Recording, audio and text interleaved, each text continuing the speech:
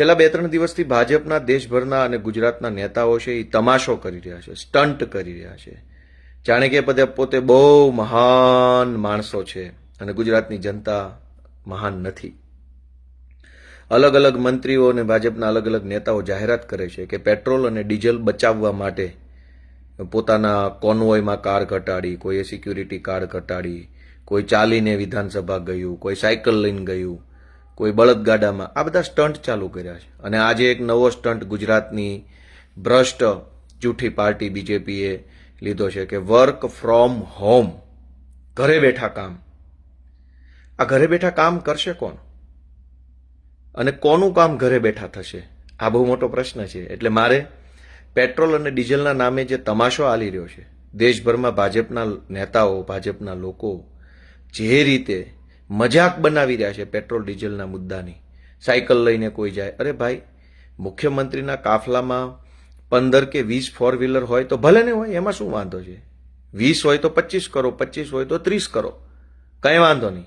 ગુજરાત રાજ્યના મુખ્યમંત્રી કે મંત્રી તમને જનતાએ બનાવ્યા છે, તો જે કાંઈ જરૂરી સુવિધા હોય એ વાપરો, એની કોઈ ના નથી.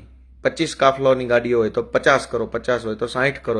એમાં 60માંથી 30 કરો કે 20 કાફલામાં કાફલામાં 20 ગાડીઓ હોય એની તમે 15 કરી નાખો, તો એનાથી જનતાનો ફાયદો નથી.